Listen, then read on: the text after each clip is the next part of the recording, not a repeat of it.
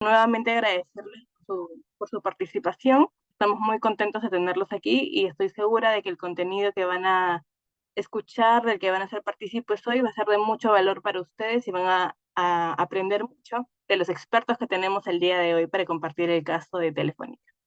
Te doy pase, Erika, para que puedas iniciar con la moderación, con el evento.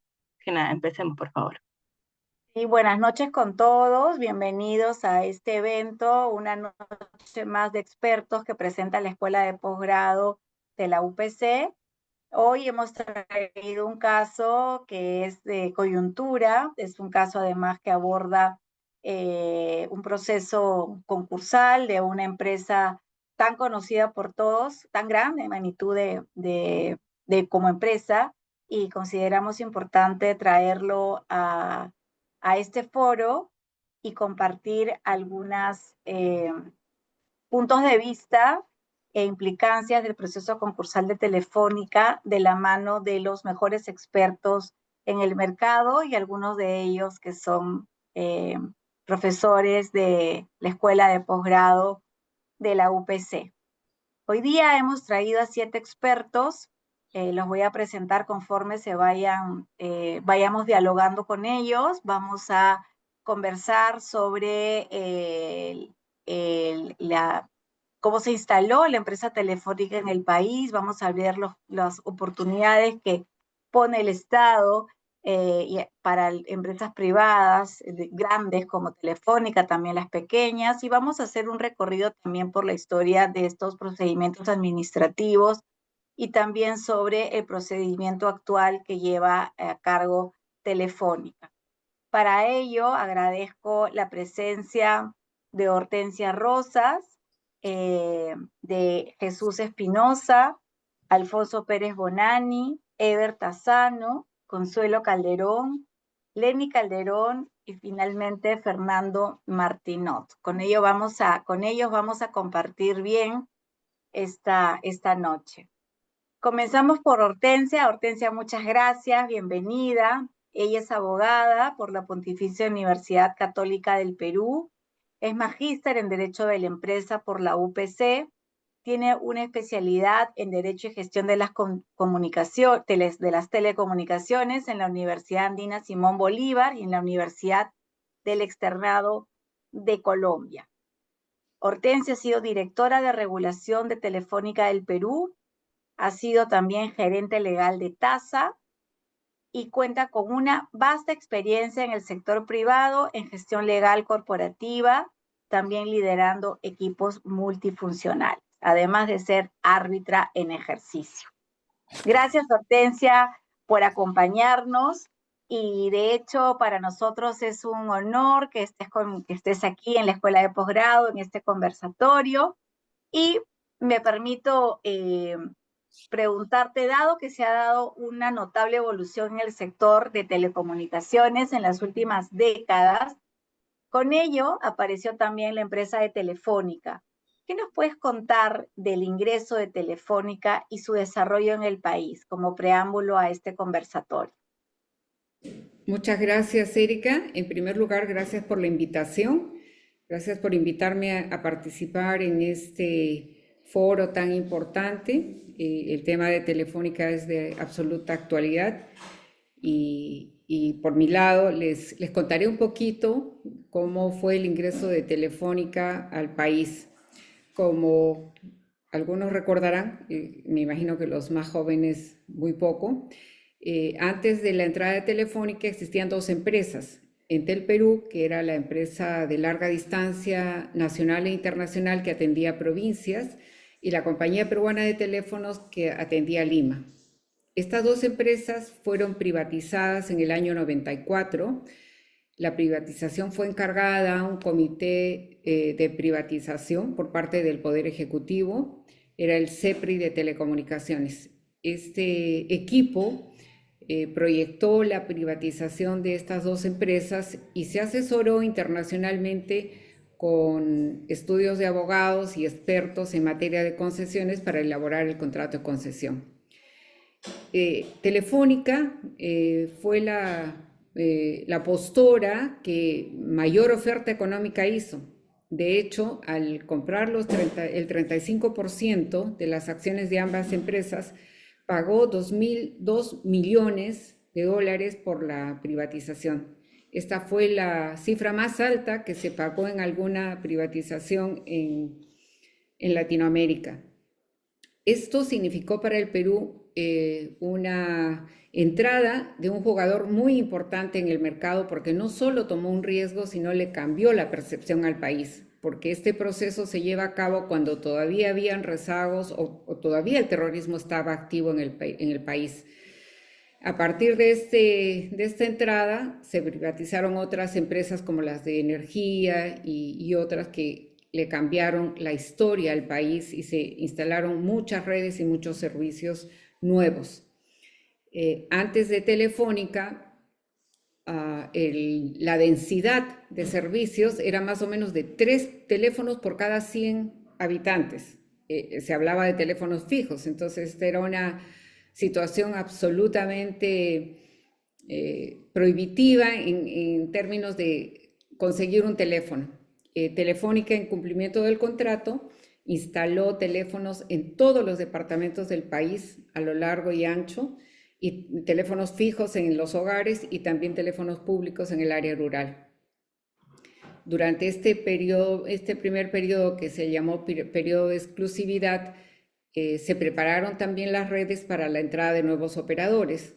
Estos nuevos operadores con el tiempo se interconectaron a Telefónica, creció el servicio nacional de larga distancia y también el internacional, y por otro lado también empezaron a crecer las redes de telefonía móvil, a tal punto que hoy hay más celulares que habitantes en el país. En cada familia, casi cada miembro de la familia tiene un teléfono, y algunos hasta 2.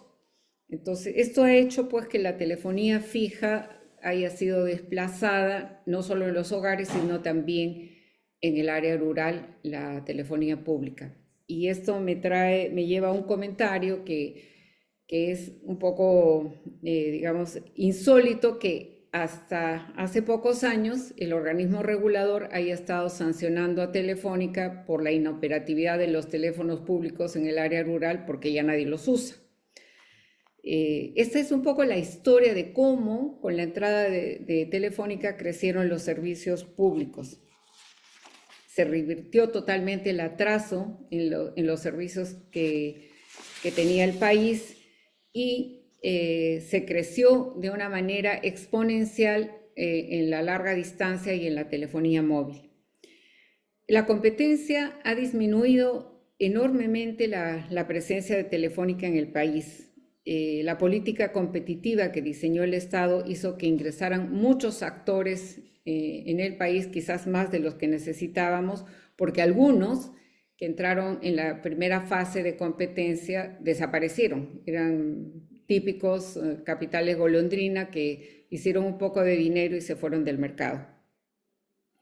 Todo este desarrollo para Telefónica no solamente fue importante para su crecimiento, sino también para los competidores. Dicho sea de paso, que Telefónica fue intensamente regulada para propiciar la competencia. Toda la interconexión de servicios se hizo con tarifas reguladas por OCITEL y supervisadas permanentemente. En la actualidad, para quienes hemos vivido este enorme despliegue de servicios por parte de Telefónica, es muy lamentable que esta empresa, que fue la bandera de la privatización, haya perdido presencia en servicios y no haya podido batallar mejor con la enorme presión regulatoria y con las imposiciones de las autoridades fiscales.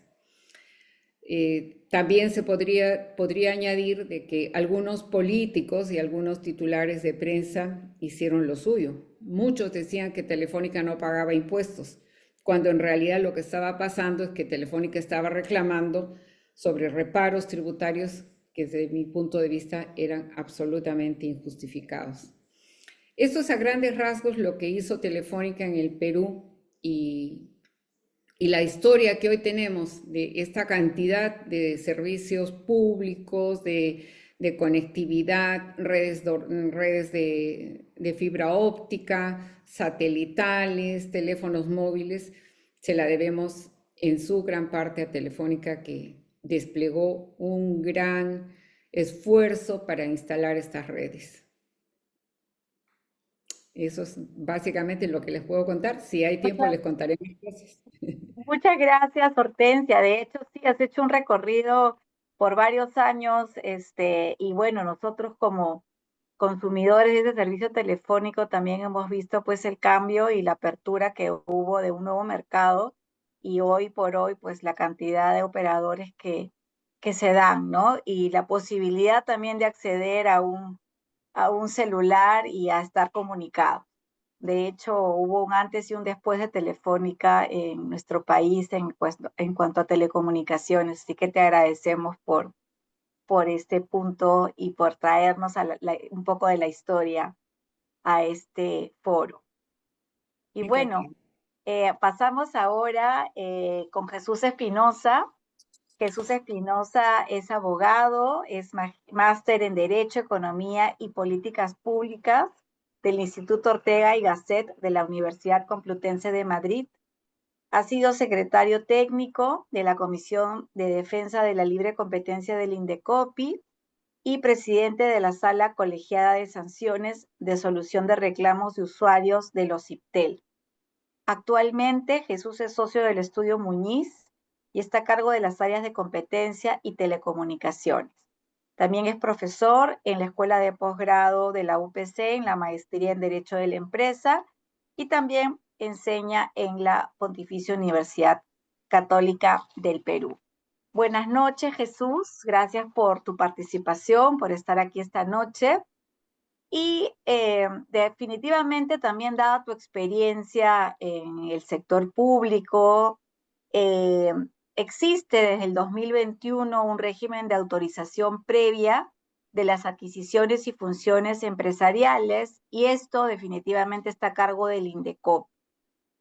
Y nos surge una pregunta: ¿por qué la compra de Telefónica por Integratec no ha sido revisada previamente por el Indecopi, ¿no? ¿Qué casos por qué y qué casos sí requieren una autorización y qué casos no?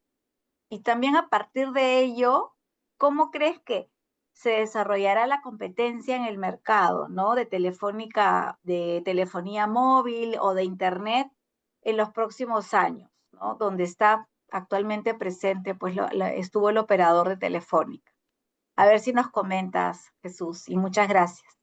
Gracias, Erika, y gracias a la UPC por este interesante evento y por escoger un tema de gran interés, creo, para todos.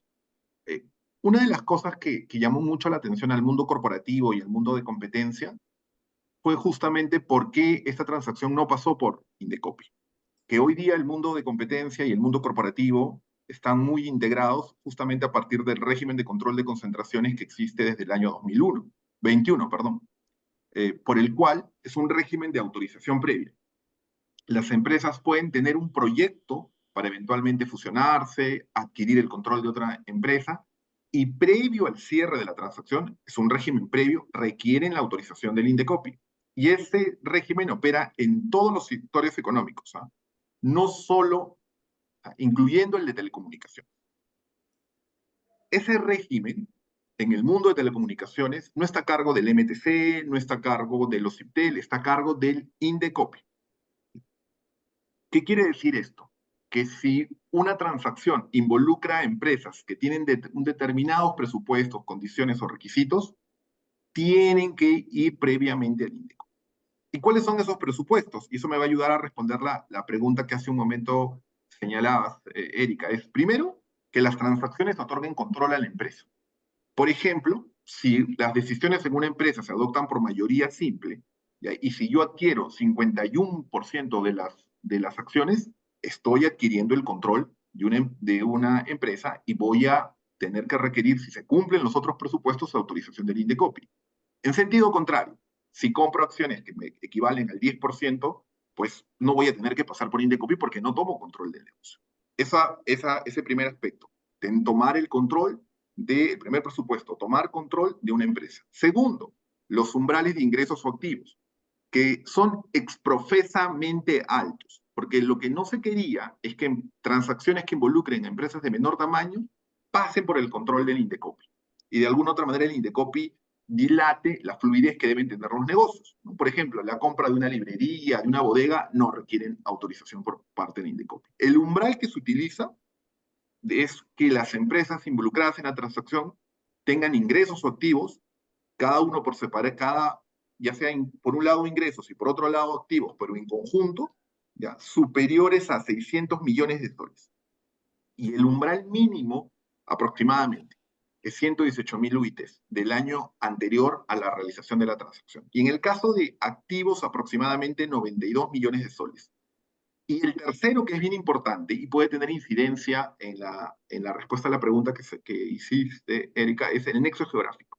La transacción debe tener conexión con el mercado peruano. De hecho, podría ocurrir que las empresas sean muy grandes en el mundo, pero no tengan operaciones en Perú, o si las tienen, no tienen el control de la empresa, o incluso teniendo el control de la empresa, no superan estos umbrales de mínimos de 90 y tantos millones de soles o el umbral conjunto.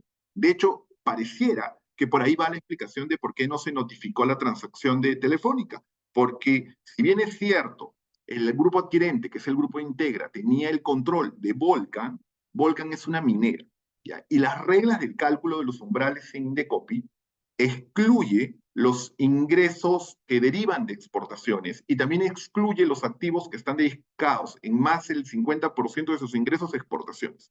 Esa es la razón principal por la cual las fusiones y adquisiciones de muchas mineras no pasan por Indecopi.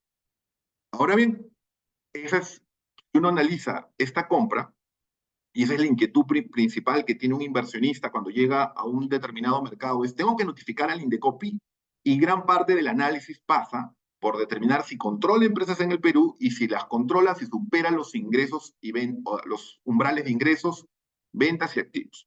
En este caso, todo daría indicar que no se superaba, porque si bien es cierto, en una minera, la mayoría de esos ingresos provienen de exportaciones y solo se consideran para el cálculo de los umbrales las ventas internas. Ahora bien, el público podría tener esta siguiente duda, ¿pero qué? ¿Acaso es un cálculo unilateral por parte de las empresas?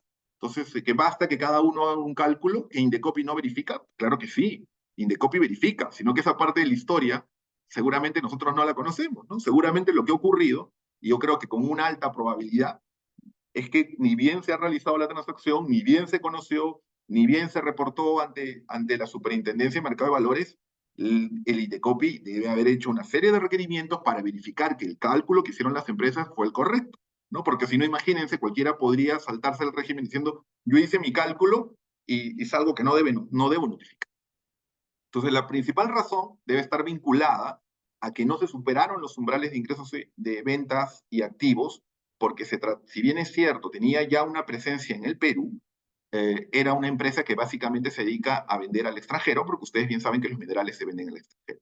Si este grupo tuviera que adquirir en el futuro una nueva empresa, seguramente que ahora sí va a pasar por Indecopi, porque ya tiene una empresa que es Telefónica, bueno, que ahora ha cambiado de nombre. Y respondiendo a la segunda pregunta, sobre cómo se ve el mercado, hay que distinguir que en el mercado hay, y va más o menos en línea de lo que señalaba Hortensia. En este mercado de telecomunicaciones hay varios mercados, ¿no? Por un lado está el mercado de telefonía móvil, que es un mercado súper interesante, es un mercado que ha evolucionado, ha habido una explosión en los últimos años, ha habido una competencia intensa, el número de líneas supera el número de habitantes, ha habido un cambio en las cuotas de mercado, el que era el líder en el mercado ya no lo es, ahora el líder en el mercado es claro que tiene aproximadamente, según el último reporte de los CIPTEL, 30% del mercado, el que lo sigue es Movistar con 26.57 y otros actores con 22.61 como Entel y bueno, y Vitel con casi 20%. Entonces, es un mercado muy interesante, es un mercado que hay que seguir de cerca porque la competencia intensa que ha habido en el mercado ha generado un efecto muy importante, la reducción del precio de la tarifa. Si uno mira lo que ha ocurrido en los 5 años últimos, a partir de la información de los CIPTEL, cada vez es más barato la tarifa por minuto de los móviles. Y eso es justamente uno de los grandes efectos de la competencia en los mercados, que la competencia se traduzca en menores precios para los usuarios. Es más, es un ejemplo que todos los que nos dedicamos a los temas de competencia podemos mostrar como justamente una virtud de un mercado donde se desarrolla la competencia. Ahora bien, un hecho importante que va a ocurrir en este mercado es las licitaciones 5G que hoy día están en proceso. Yo no tengo información si las bandas que se están licitando van a permitir que todos los operadores puedan tener 5G. Si eventualmente alguno queda excluido, es importante que se tenga en cuenta que eso va a impactar tremendamente en la calidad de los servicios a futuro, porque las licitaciones del 5G van a implicar obviamente una revolución de un mejor servicio para los usuarios. Y por último, y con esto acabo, en el caso del Internet, me voy a centrar sobre todo en el Internet fijo, que es el que te permite brindar una serie de servicios a los hogares, y es un servicio muy demandado. Lo que ha ocurrido en los últimos años es que muchos operadores están integrados verticalmente. Entonces, por un lado, y bueno, y el Internet se viene brindando a través de las redes de fibra óptica. Muchas empresas, tipo América Móvil, han desarrollado su propia red de fibra óptica. Telefónica también tenía su propia red de fibra óptica, pero vale destacar que en los últimos años ha aparecido una red neutra muy interesante como Pangeaco, que es una red mayorista que le brinda servicios a las operadoras para que justamente éstas puedan colgarse su red y puedan brindar sus servicios. Y esto es bien importante porque la fibra óptica hoy día requiere mucha inversión. Entonces, puede ser una solución justamente para que las empresas operadoras que están en el mercado puedan brindar mejores servicios, que en lugar de desarrollar las inversiones, se adhieran a esta red que de alguna u otra manera ya tiene establecida esta empresa, ¿no? Y veamos si en los próximos años aparecen mayores redes neutrales, o en los próximos años las empresas que están establecidas desarrollan su propia red. Veamos cómo el mercado evoluciona. El mercado requiere inversiones en fibra óptica porque son la carretera para la transmisión de las señales. Y bueno, y veamos cómo va a ocurrir en el próximo año. Lo que se avisora es un mercado bastante competitivo. Y bueno, el mercado competitivo genera beneficios para los usuarios. Muchas gracias y espero no haberme excedido con el tiempo. No, ha sido puntualísimo. Gracias, Jesús. De hecho, nos aclaran mucho el tema de por qué no había entrado la compra de Telefónica, no había sido revisada previamente por el Indecopi. Bueno, ahora nos queda claro que es por el tema de las exportaciones, ¿no? Se toma el monto de las exportaciones para que no entre dentro del umbral de revisión del Indecopi. Y bueno, también veo con sorpresa que algunos operadores están vendiendo ya sus productos bajo 5G, ¿no? Y como tú dices, eso es algo que todavía está en camino. Así que a estar muy atentos a ver qué compramos. Gracias, Jesús. Y bueno, vamos a pasar ahora a la exposición de Alfonso Pérez Unani. Alfonso es abogado por la Universidad de Lima. Está Alfonso, ¿no? Ahí estás, Alfonso. Muy bien. Es abogado por la Universidad de Lima, tiene un LLM en Derecho Bancario y Financiero por la Universidad de Boston y estudios corporativos en la Universidad de Pensilvania. Actualmente es director en Filippi, Pietro Carrizosa, Ferrero y Uría, donde lidera la práctica en concursal y tiene más de 20 años de experiencia asesorando capitales nacionales y extranjeros en la reorganización de deuda y en bankruptcy. Así que bienvenido, Alfonso, además profesor de la Escuela de Posgrado de la UPC en la Maestría en Derecho de la Empresa. Bueno, hemos paseado ya por el tema de la historia telefónica, hemos ido con Jesús en el tema del control de fusiones, en el futuro del sector de telecom, y contigo me gustaría ver un poco el marco legal y técnico de los procedimientos concursales, ¿no? ¿Cuál es la decisión habitual de los acreedores en estos procedimientos? ¿Qué crees que va a suceder además con esta junta de acreedores de Telefónica del Perú? Alfonso, cuéntanos.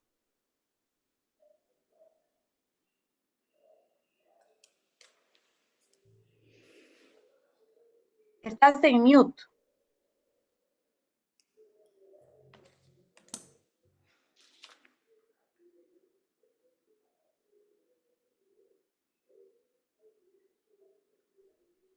Tienes que desmutearte.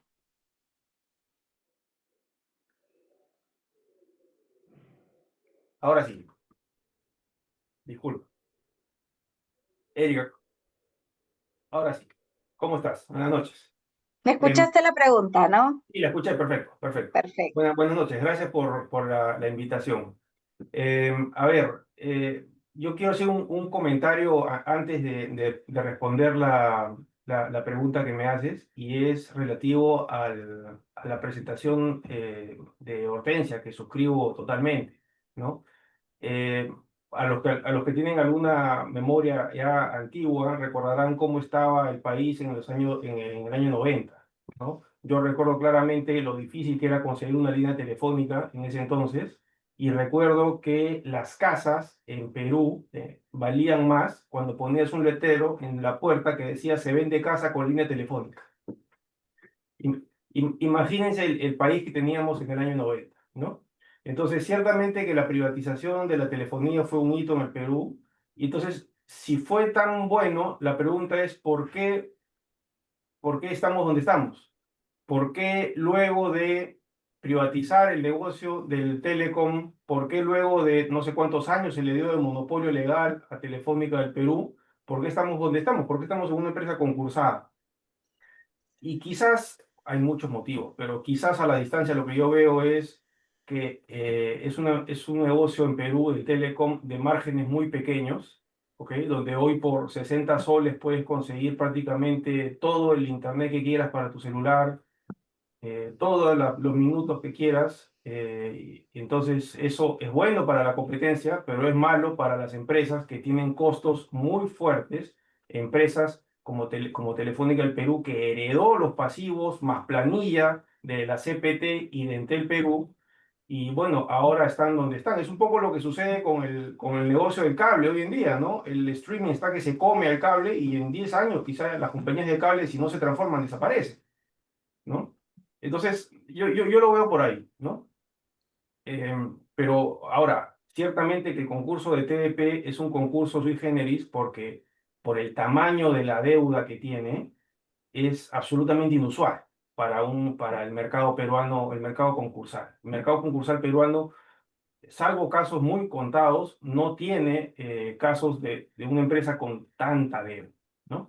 Entonces, para responder a tu pregunta, ¿qué es lo que hacen los acreedores? ¿Qué es lo que harían los acreedores en este caso? Bueno, la respuesta es no lo sé, y eso lo sabremos el próximo año. Pero lo que siempre se presenta en los acreedores cuando entran en una junta es lo que se le llama el sesgo concursal, ¿no? Prácticamente todos los acreedores entran a una junta con una idea predefinida sobre dónde están, qué es lo que quieren, y dicho en términos concursales, dónde vale más su crédito. ¿Ok? Si en el valor futuro, básicamente para reorganizar el negocio y que me hagan algún tipo de quita hoy para que me paguen con los flujos futuros del negocio en unos 5, 10, 15 años, lo que aguanten el flujo de caja futuro, o que en valor presente, es decir, cerramos el negocio, tomamos la foto de qué es lo que tenemos a día de hoy y, bueno, liquidamos la deuda. ¿Ok? Liquidamos los activos y pagamos la deuda hasta donde alcance, ¿no? Entonces, todos los acreedores entran a la junta con ese sesgo. Digo sesgo porque es una idea preconcebida, no han escuchado una palabra del negocio, pero ya entran a la junta con una buena idea de qué es lo que quieren hacer. Normalmente los sesgos están desde el lado, son muy variados. Desde el lado de la planilla, por ejemplo, si son trabajadores, el sesgo del trabajador va a ser la organización, porque de esa manera mantiene su puesto de trabajo y que le paguen la deuda hacia adelante, como pueda. Si es un ex trabajador, o sea, ya se recolocó o ya lo retiraron o ya se jubiló, no le interesa los flujos futuros, le va a decir páganme ahora, valor presente, liquidación.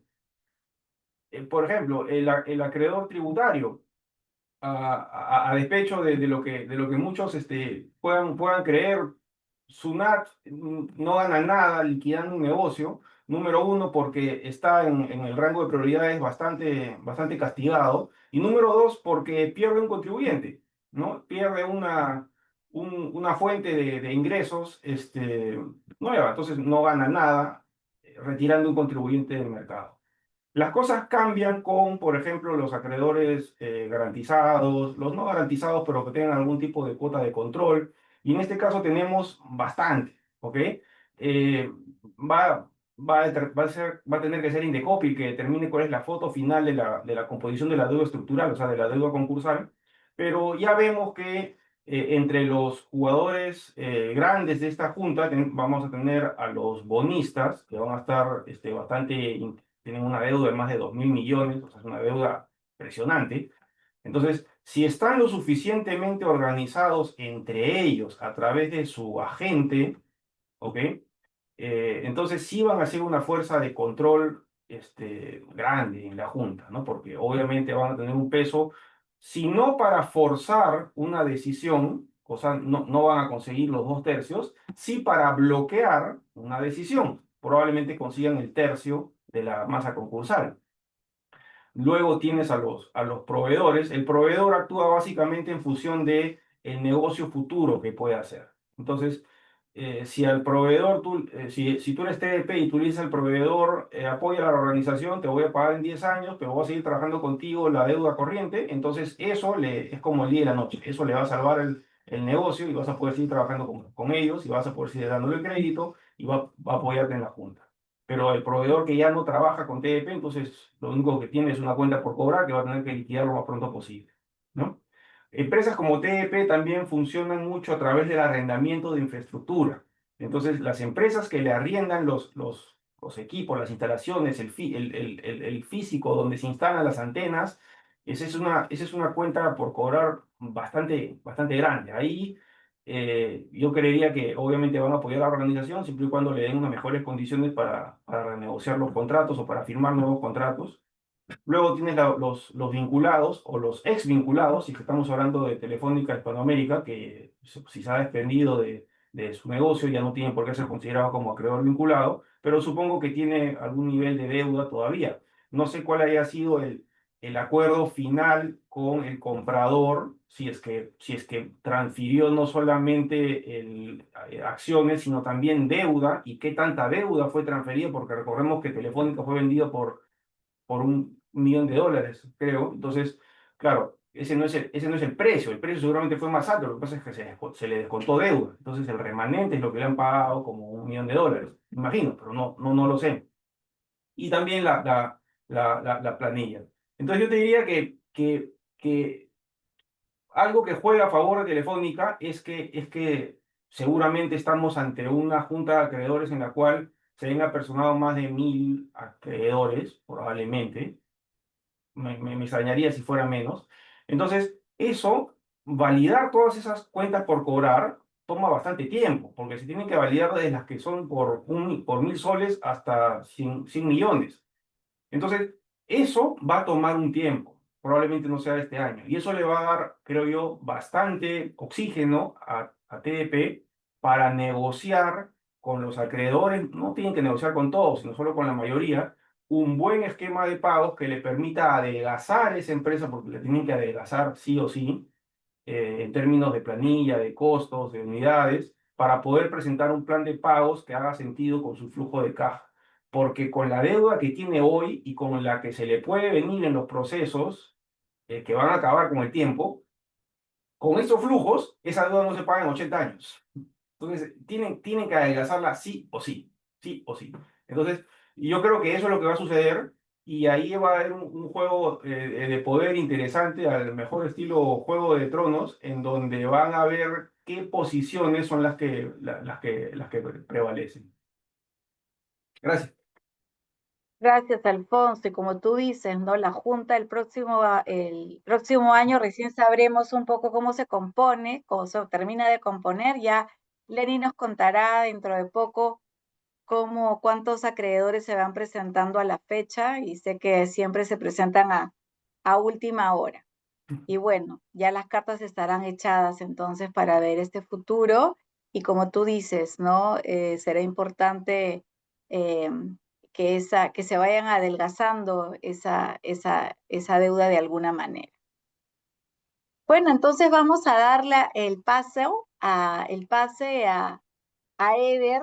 Eder Tazano es director además de 2 de las maestrías icónicas de la UPC, de la maestría en Derecho de la Competencia, el Consumo y la Propiedad Intelectual, y también la maestría en Regulación. Eder es abogado de la Pontificia Universidad Católica del Perú, magíster en regulación, además ha sido presidente del Indecopi, ha sido también presidente del Tribunal de Solución de Controversias de los CIPTEL, ha tenido diversos cargos públicos importantes, también en el OEFA, ¿no, Ever? Y es nuestro director desde hace varios años en 2 de nuestras maestrías. Ever, gracias por estar aquí, siempre apoyando los eventos y hoy día viniendo como experto en temas concursales. Y Ever, tú que has estado a cargo además del Indecopi durante todos los años, ¿no? Has sido además un presidente que estuvo todos los años cumpliendo su periodo. ¿Cuál es el rol del Indecopi, ¿no? en procesos concursales? ¿Y cómo se enmarca este rol en en sus propias funciones y en la economía del mercado? Cuéntanos, Ever. Gracias por estar aquí. No, muchas gracias a la UPC por la invitación, por organizar esta actividad como parte de las importantes maestrías que tenemos, ¿no? La de empresa, competencia y regulación, y que nos permite debatir un tema que la verdad hace unos años jamás pensamos que íbamos a estar conversando, ¿no? La salida o la aparente salida del mercado de una empresa icónica en el Perú, ¿no? Que era Telefónica. Hortensia nos ha contado bastante bien el contexto. Alfonso me robó el ejemplo que yo iba a dar, ¿no? De la casa con el valor extra del teléfono, pero que hoy día es algo impensable, ¿no? Hoy día la gente tiene 1 o 2 celulares, todo el mundo tiene celular. Antes tener teléfono, como bien señaló Alfonso, era algo increíble, ¿no? Que además nos llevaba a situaciones bastante paradójicas, ¿no? Probablemente si yo le pregunto a Erika el número de celular de sus familiares cercanos, no los va a saber, ¿no? Pero yo me acuerdo hasta ahora el número telefónico de la casa donde yo vivía cuando era chico. Lo tengo hasta ahora, ¿no? Y eso nos pasa a todos. Entonces, eso marca justamente lo que Hortensia ha señalado del cambio en el mercado, en la vida de las personas, que fue el ingreso de Telefónica a la economía peruana, ¿no? Y por eso, lo que decía hace un momento, jamás pensé que íbamos a llegar a tener un evento donde íbamos a conversar la posible salida de esta empresa del mercado. Pero así es la competencia, así es el mercado, ¿no? Y eso justamente es lo interesante. Hortensia nos ha mencionado justamente el contexto en el cual se dio esta privatización. Yo quería justamente referirme a ese proceso de privatización, porque ese proceso de privatización está enmarcado en lo que yo he llamado el cambio de rol del Estado en la economía.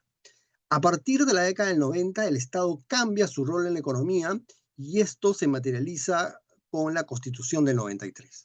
La Constitución del 93 da un giro 180 grados de lo que era la Constitución del 78, necesaria porque probablemente si no lo daba el Estado peruano se moría, y esto junto con varios temas políticos adicionales llevó a que el Estado dijera, ok, yo voy a dejar de participar menos en el mercado, voy a tener un rol subsidiario y voy a abrir las puertas a la actividad privada, ¿no? Esto como parte de una tendencia mundial que partió en la Inglaterra de Margaret Thatcher.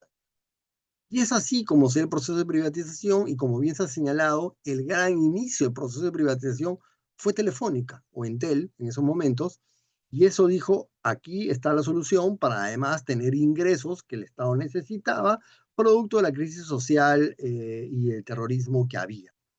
Y en ese rol de cambio del Estado, el Estado, y también siempre lo remarco, dice, ok, yo voy a participar menos, pero eso no quiere decir que voy a desaparecer, voy a tomar otro rol.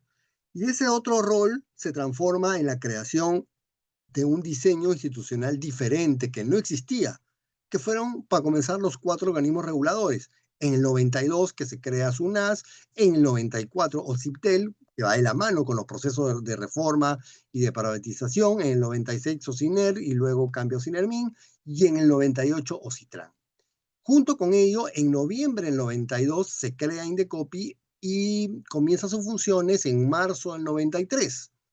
Y este nuevo diseño lo que te dice es, ok, yo Estado voy a cumplir un rol de dejar que el privado actúe en el mercado y voy a supervisar, ¿no?, que el mercado funcione adecuadamente. Y es así que está Indecopi, a quien yo llamo como la agencia de mercado, el árbitro en el mercado, aunque algunos, cuando lo ven del tema del consumidor, no quieren que le digan que Indecopi es un árbitro, pero bueno, digámoslo en términos generales. Y es el Indecopi quien se encarga de ser el garante del régimen económico de la Constitución. Que si ustedes revisan, por ejemplo, el trabajo de Waldo Mendoza, un economista muy importante que ha sido ministro de Economía, señala en su libro, bajo toda una explicación económica, que el marco económico de la Constitución ha sido un factor determinante para el desarrollo económico del país durante muchos años. Muy interesante este libro porque nos marca una unión entre lo jurídico y lo económico que logra un desarrollo económico y una reducción de la pobreza. Y ese garante de ese modelo es el Indecopi. Ahí tiene un rol fundamental, muy difícil de ejecutar. Muchos de los que están acá también como panelistas han participado en Indecopi y saben el valor que tiene cada una de sus decisiones. Probablemente todas sus decisiones no son perfectas, no coincidimos con todas, pero son decisiones técnicas que se han sabido posicionar en el mercado, ¿no? Y en esa línea, justamente en el proceso concursal, para aterrizar en el caso que estamos viendo, Indecopi tiene el rol de garantizar que la salida del mercado se dé de manera ordenada. En un principio, cuando se crea Indecopi, había la comisión de entrada y salida del mercado. Y luego, cuando creció Indecopi, se separaron en la comisión concursal y en la comisión de barreras burocráticas. Pero así como Indecopi vigila que no haya entradas para ingresar a la economía con barreras burocráticas, garantiza que haya buena publicidad, que se respete los derechos de los consumidores y que se respeten las normas de libre competencia, Indecopi también tiene el rol de hacer que aquel que no funcione en el mercado salga ordenadamente, ¿no? Porque si no se quedaría un caos, se desconfiaría de la situación del mercado. Y bien lo ha explicado Alfonso, hay todo un proceso. Y en todo este proceso, Indecopi tiene un rol administrador. Indecopi no toma decisiones fundamentales en el proceso concursal, digamos en términos generales, y hay especialistas en el tema concursal que van a hablar después, pero sí se encarga de ver la legalidad y de garantizar los derechos de todos los participantes para que la salida del mercado sea ordenada, no genere un efecto importante en la economía y se siga confiando en el modelo. Entonces es fundamental este rol, ¿no? No solo con la entrada, sino también con el que sale para poder garantizar predictibilidad, seguridad jurídica en el mercado. Y eso es lo que hace Indecopi en estas situaciones concursales, ¿no? Y esas situaciones concursales también, coincidiendo que probablemente haya habido una fuerte presión política y regulatoria a Telefónica, pero también es producto, ¿no?, y lo señaló Jesús, de lo que se llama el daño concurrencial lícito, ¿no? Cuando los consumidores, por diferentes circunstancias, empiezan a preferir a otras empresas que le ofrecen mejores servicios y dejan de contratar con los que están en el mercado y eso termina afectando. Ejemplo de estos hay muchísimos, como la salida tecnológica, por ejemplo, de Blockbuster frente a Netflix. Pero ahí justamente viene el rol Indecopi, este rol ordenador y que ayuda a que podamos tener esa seguridad jurídica y el funcionamiento de la economía social de mercado, que repito, ha llevado a un desarrollo económico muy importante y ahí el rol clave de Indecopi y que se marca justamente en este proceso. Gracias. Gracias, Sever. Creo que con toda razón has hecho también una síntesis del por qué el Indecopi, cómo nos fueron haciendo también las entidades reguladoras y cómo el rol del Indecopi es distinto, ¿no? De ser un árbitro de la leal y honesta competencia, como se decía en sus inicios, y creo que se mantiene hasta hoy. Y vamos entonces ahora a hablar con Consuelo. Consuelo Calderón también es profesora, es parte del staff de la maestría en Derecho de la Empresa de la UPC Ella es abogada con maestría en Derecho Empresarial y posgrado en Finanzas y Derecho Corporativo para Abogados. Es especialista en procesos de liquidación de empresas públicas y privadas, en procedimientos concursales, en gestión de recuperación y saneamiento de carteras de crédito, también en distintas ramas del derecho y sobre todo en coordinación y toma de decisiones con equipos de alta dirección. Actualmente, conjuntamente con Alfonso Pérez Bonani, enseña el curso de Derecho Concursal en la maestría en Derecho de la Empresa. Consuelo, gracias por participar en este conversatorio y coméntanos qué alternativas en el sistema concursal peruano tiene una empresa en crisis. Ya Ever nos habló del rol del Indecopi y ahora coméntanos qué alternativas se tienen. Muchas Gracias. gracias, Erika. Buenas noches. Muchas gracias, Erika, por la oportunidad de estar aquí presentando este tema en un contexto tan importante como es el procedimiento concursal de Telefónica del Perú. Y también muchas gracias a la Escuela de Posgrado de la UPC. Bueno, para entrar en contexto en cuanto a qué alternativas tiene una empresa en crisis, tengo acá una presentación, la voy a compartir con ustedes. Me dicen si la pueden ver, por favor. Sí. A ver, un poco cómo llega o por qué motivos Telefónica decide optar por entrar al sistema concursal, ¿no? Ya en febrero del 2025, y los directivos de Telefónica un poco empiezan a explicar que esta empresa tuvo malos resultados por la fuerte presión competitiva, ¿no? Ya se sabía que habían entrado al mercado distintos operadores que le habían hecho frente o que habían hecho las mismas actividades y Telefónica no había podido afrontar esta carga competitiva, como también lo han dicho ya anteriores expositores. También hay una suerte de incertidumbre en cuanto al manejo de la carga tributaria por el fisco, por SUNAT, ¿no? Esta bola de nieves que se hizo, que se hizo en los tributos afectó muchísimo la situación financiera de Telefónica.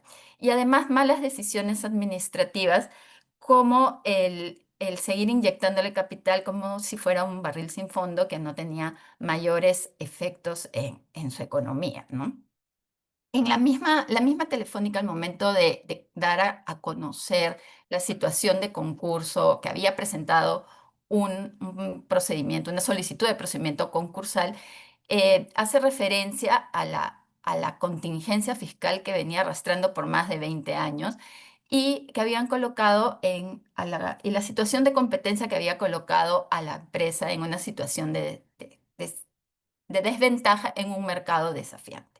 También es interesante ver lo que dicen los auditores independientes en los análisis de estado financiero, en el examen de los estados financieros del 2024, cuando mencionan que debido a la pérdida de casi 3.000 millones de soles versus el pasivo corriente de 3.000 millones, estaba la empresa en una situación que no se podía asegurar que iba a continuar como una empresa en marcha, ¿no? Todas estas razones llevan a tomar la decisión de entrar al sistema concursal. En estos cuadros que les he traído también se puede ver lo que se mencionó también, lo que mencionaba Jesús, ¿no? La pérdida de mercado, la cuota de mercado, ¿no? Telefónica en el 2015 tenía una posición en el mercado móvil de un 52% y el 2024 podemos ver cómo disminuye a un 27%, ¿no? En sus principales servicios, ¿no? Como es la telefonía móvil.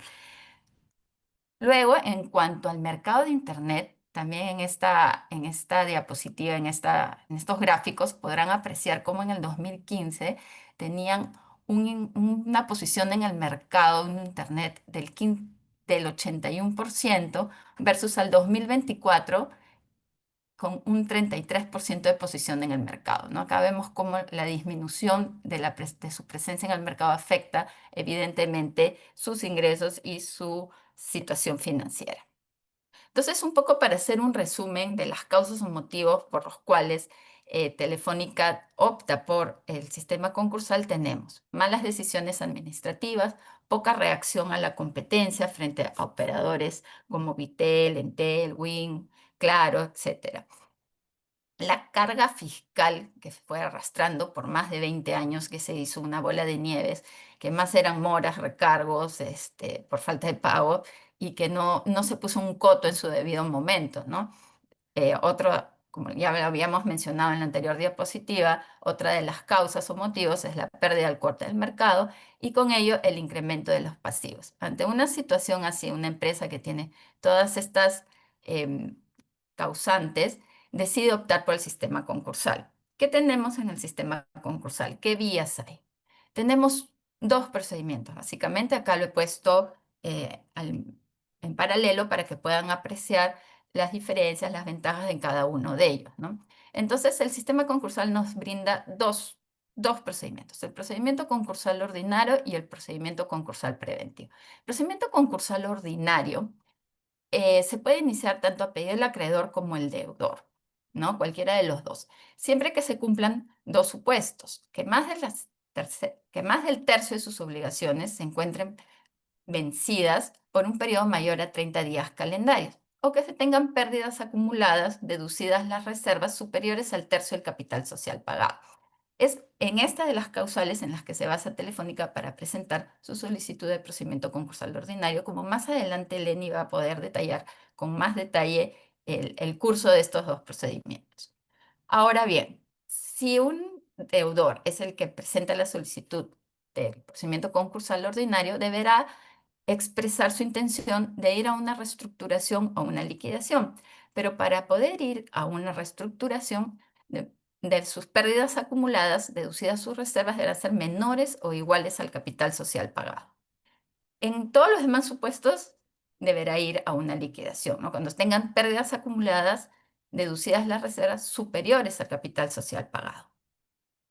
Un procedimiento concursal preventivo, a diferencia del procedimiento concursal ordinario, solo se puede iniciar a pedido del deudor. Y además no debe estar en los supuestos establecidos en el artículo 24. Es decir, no deberá tener el tercio de sus obligaciones vencidas por más de 30 días, no deberá tener pérdidas acumuladas, deducidas las reservas superiores al tercio del capital social pagado. Se puede solicitar, cuando es un procedimiento preventivo, es un procedimiento más corto, más ágil, y en su momento puede solicitar que con la difusión del procedimiento se suspenda la exigibilidad de las obligaciones. Esto también se puede pedir al momento que se apruebe el AGR, pero si el AGR no es aprobado, la Junta de Acreedores puede optar por ir a un procedimiento de disolución y liquidación. Una de las ventajas del procedimiento concursal preventivo es que se continúa con el mismo régimen de administración, a diferencia del procedimiento concursal ordinario, en el cual se puede cambiar al régimen de administración. Y en lo que tienen en común estos dos procedimientos es que en ambos se puede optar por la protección patrimonial, que es lo que buscaba Telefónica, proteger sus activos para poder enfrentar esta situación de crisis y poder hacer frente a sus pasivos. ¿Qué pasó? ¿Qué opciones? ¿Qué hizo Telefónica? ¿Qué solicitudes presentó? Telefónica presenta ambas solicitudes. Presenta la solicitud de inicio de procedimiento concursal ordinario y también presenta la solicitud de procedimiento concursal preventivo, ¿no? La solicitud de procedimiento concursal ordinario la presenta el 24 de febrero del 2025, ¿no? Es la primera solicitud que presenta y es la solicitud que avanzó más rápido, ¿no? Luego de la venta de Telefónica a Integratec, esto sucedió el 13 de abril de 2025, presenta la solicitud de procedimiento concursal preventivo. Esto lo hace el 30 de abril del 2025. O sea, Telefónica abre los dos procedimientos, inicia ambos procedimientos. Aparentemente, por un cambio de administración se toma la decisión distinta de ir a un procedimiento preventivo. Sin embargo, este procedimiento no prospera, ¿no? Entonces, ¿Por qué no prospera? Porque evidentemente no está en las causales que puedan iniciarse un procedimiento preventivo, como es la causal que ya repetimos del artículo 24, de no estar en tercio de las obligaciones vencidas y no haber perdido más de la tercera parte del capital, ¿no? Entonces, el 14 de mayo del 2025 se declara la situación de concurso y esto se publica el 19 de mayo del 2025. Este es el procedimiento que prospera porque Telefónica acredita que más de las dos terceras partes de su capital se encuentran, que más del tercio de la capital se encuentra, perdón, tiene pérdidas acumuladas deducidas las reservas que superan el tercio del capital social pagado. Entonces, habiendo acreditado esto, se declara la difusión del concurso. La solicitud del procedimiento concursal preventivo no prospera porque Telefónica presenta su desistimiento el mismo día que se declara la situación de concurso, que este es el 14 de mayo del 2025. Indecopia evalúa y se acepta el desistimiento y se declara concluido el procedimiento.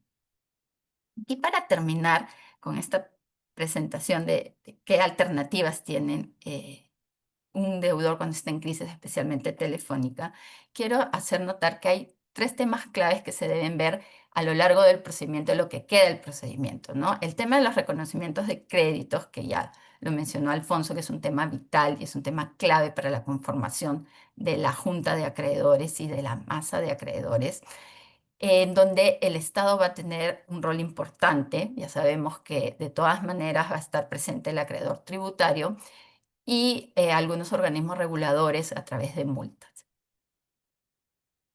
Con la masa ya de acreedores determinada, se va a poder instalar la junta de acreedores y con ello se va a tomar las principales decisiones, ¿no? Que es o bien una reestructuración o bien una liquidación. Y también van a poder tomar una decisión importante en cuanto al régimen de administración. Es importante, de cara a lo que adopte la Junta de Acreedores, saber qué va a pasar con la continuidad de los contratos de concesión, porque son estos contratos, como bien lo señalaba Hortensia al inicio, los que le dan continuidad a las operaciones, ¿no? Si se opta por una liquidación, esto va a traer consecuencias dentro de estos contratos porque estos se van a tener que resolver inmediatamente. Entonces, de cara a lo que adopte la Junta de Acreedores, va a ser importante ver qué consecuencias van a haber en estos contratos de concesión y donde el Estado va a tener un rol fundamental, ¿no? Entonces, estos son 3 temas claves con los que quiero cerrar esta presentación, porque se tienen que tener en cuenta a lo largo del procedimiento concursal ordinario, ¿no? Son temas vitales para que la empresa pueda continuar brindando sus servicios, ¿no? Los servicios de telecomunicación, ¿no? A todos los usuarios que están comprometidos. Bueno, muchas gracias y bueno, más adelante Lenny les va a dar más detalles acerca de cómo se vienen desarrollando estos procedimientos concursales. Gracias, Consuelo. Gracias por este también análisis y además detalle, hasta noticias de periódico nos has traído con el tema de Telefónica y bueno, con todas estas alternativas que tiene el sistema concursal peruano y con las decisiones principales que se van a llevar a cabo además en la Junta de Acreedores. Y también hemos invitado a Lenny Calderón. Lenny Calderón es secretaria técnica de la Comisión de Procedimientos Concursales del Indecopi, es abogada, graduada en la Facultad de Derecho y Ciencias Políticas de la Universidad Nacional Mayor de San Marcos. Además, es egresada de nuestra maestría en Derecho de la Empresa, tiene su grado de maestro y ella nos va a ha venido hoy día, gracias Lenny, por acompañarnos en un nuevo evento de la Escuela de Posgrado de la UPC y para comentarnos, bueno, lo que todos queremos saber, de alguna manera, cómo se está llevando a cabo este caso de Telefónica y sobre todo las ventajas que trae el sistema concursal. Gracias, Lenny. Gracias, doctora Bedoya. Muchísimas gracias por la invitación y si me permiten, paso a compartir mi presentación.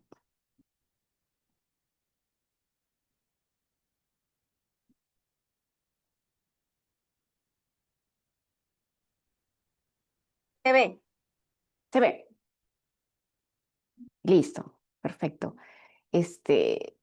Consuelo, muchas gracias porque me sirve de base, ¿no? Para continuar más o menos, para contarles básicamente los aspectos procedimentales de cómo se está llevando este caso, que en realidad es solo un ejemplo de cómo se tramitan en realidad todos los procedimientos concursales, ¿no? Si me permiten primero un panorama general de las etapas de los procedimientos para explicarles cómo vamos, ¿no? En este caso, en términos generales, un procedimiento, el ordinario, el procedimiento concursal ordinario, ¿no? Puede iniciarse ya sea a pedido del acreedor o a pedido del deudor, ¿no? En este caso en particular, el procedimiento de TDP fue a pedido del deudor, ¿sí? Luego de una vez que presentó la solicitud, se verificaron todos los requisitos, ¿no? Que ha mencionado con anticipación Consuelo, y la resolución quedó firme. En este caso, se difundió el procedimiento concursal ordinario de Telefónica en el boletín concursal. Esto sucedió el 19 de mayo. Luego de la difusión en el boletín concursal, hay una etapa de que todos los acreedores tienen 30 días hábiles para poder apersonarse y solicitar su reconocimiento de créditos de forma oportuna. De forma oportuna, ¿cuál es la ventaja de aquellos que se presentan dentro de estos 30 días hábiles? Es que pueden participar con derecho a voz y voto en la instalación de la Junta de Acreedores, ¿sí? Luego, una vez, porque luego de la etapa de reconocimiento de créditos oportunos, si vemos abajo, también pueden presentarse de forma tardía, ¿no? Y estos créditos también van a ser evaluados en el marco del procedimiento concursal ordinario, pero no van a participar en la Junta de Instalación. En este caso, en la etapa de reconocimiento de créditos, se publicó el 19 de mayo, se dio 30 días hábiles y estos vencieron el 30 de junio. Y efectivamente, voy a agregar solo un poquito más a la cifra que dio el doctor Alfonso Pérez, cuando dijo que iba aproximadamente 1000 solicitudes. Sí, aproximadamente todavía no terminamos de hacer el registro de todas las solicitudes, ¿no? Pero vamos aproximadamente en 1100 solicitudes, ¿sí? Entonces, esto sucedió ahora en junio. Entonces, la etapa de reconocimiento de créditos, la comisión tiene en primera instancia un plazo de 90 días hábiles para tramitar estas solicitudes. Entonces, estamos hablando aproximadamente del mes de noviembre, ¿no? En que se culminan las fases de evaluación y verificación de las solicitudes de reconocimiento de crédito, ¿no? En esta etapa del reconocimiento de créditos, se pueden presentar los acreedores, ya sean de naturaleza, ¿no? Laboral, tributario, previsional, nosotros en términos generales decimos comerciales, a todos sus proveedores o cualquier otro tipo de contrato, ¿no? Y o los de otra naturaleza. Entonces, básicamente toda esa masa concursal, una vez que la comisión reconoce los créditos y les asigna los montos que corresponden, estos acreedores que se apersonaron de forma oportuna participarán en la Junta de Acreedores con los respectivos porcentajes que les son asignados. Una vez que se instale la Junta de Acreedores, luego de, ¿no? Elegir a sus propias autoridades, lo que corresponde, la decisión más importante, ¿no? que tendrán que tomar es el destino del deudor. Que en este caso hay dos alternativas, ya sea optar por la reestructuración patrimonial, que implica que la empresa va a continuar, o optar por la liquidación. En el caso de la reestructuración, tendrá que la Junta de Acreedores decidir por el régimen de administración, si mantiene a la administración o designa un administrador registrado en Intindecopi. En el caso de la liquidación, pasará lo mismo. En este caso sí, se tiene que designar a un liquidador solamente que está registrado ante el INDECOPI. Y luego en el caso, como si retornamos a la reestructuración, en caso la Junta de Acreedores opte por la reestructuración, la administración tendrá que presentar a la Junta de Acreedores un plan de reestructuración, que entre otras cosas, uno de los temas más importantes, ¿no? Es incluir el cronograma de pagos, de cómo va a reprogramar todas las obligaciones que se generaron hasta la fecha de publicación de la situación de concurso, hasta el 19 de mayo del 2025, ¿no? Cuando culminará este procedimiento, culminará, ¿no?, cuando hayan terminado de pagar a todos sus acreedores. En el caso, si la Junta optara por la disolución y liquidación, ¿no?, el liquidador tendrá que presentar a la Junta el convenio de liquidación. Y en caso queden acreedores impagos, ¿no?, deberá solicitar la quiebra ante el Poder Judicial, y si el Poder Judicial declara la quiebra, envía la resolución a registros públicos para que inscriba la extinción de la personalidad jurídica, ¿no?, con el cual se la fin de la empresa. Pero esto es un panorama general, ¿no?, de todas las opciones que tiene la Junta de Acreedores para decidir el destino del deudor, ¿sí? Y en particular, como mencionaba Consuelo, si me permiten, ahora voy a pasar al detalle de lo que pasó en el procedimiento concursal de TDP, ¿no? En este caso, en primer lugar, el 24 de febrero, como ya había sido anunciado anteriormente, ¿no?, ante la Superintendencia del Mercado de Valores en febrero, el 24 de febrero se materializa ese anuncio y TDP presenta su solicitud de inicio de procedimiento concursal ordinario. Esta declaración de concurso se produjo el 14 de mayo del 2025. El 16 de mayo se notificó la declaración de concurso al deudor y en la misma fecha renunció al plazo de impugnación, con lo cual la comisión quedó habilitada para publicar el siguiente lunes, que fue el 19 de mayo, la situación de concurso.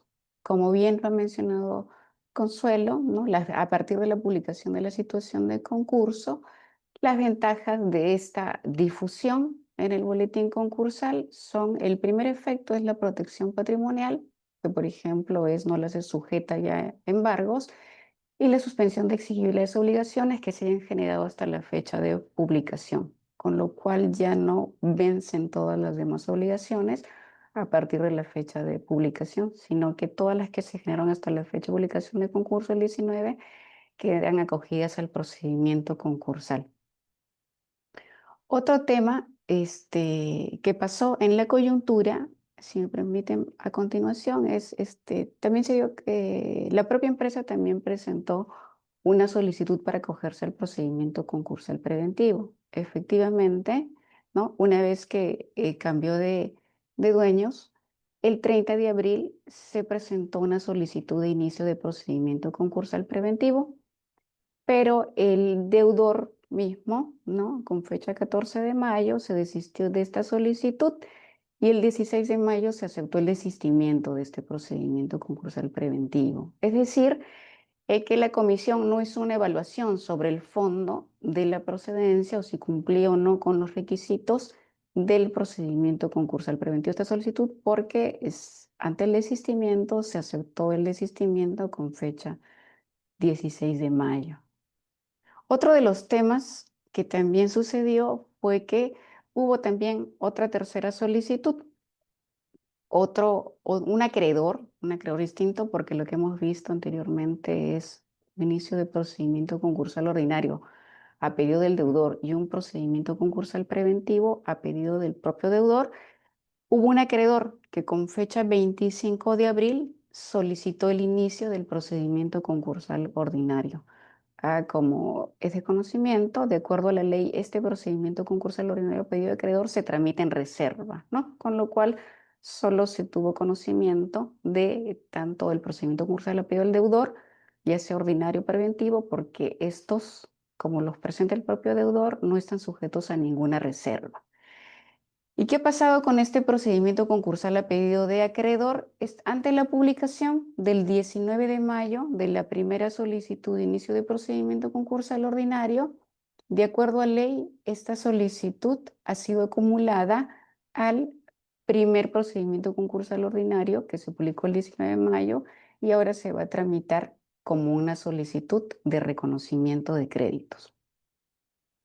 Y aquí brevemente me sirve estos tres casos, ¿no?, para comentarles adicionalmente, por ejemplo, ¿Qué hubiese pasado si Telefónica no hubiese presentado, en este caso, en términos prácticos, por ejemplo, esta primera solicitud, la de a pedido de procedimiento concursal ordinario a pedido del deudor, sino solamente la del procedimiento concursal preventivo, el 30 de abril, y hubiésemos tenido este procedimiento concursal a pedido del acreedor del 25 de abril?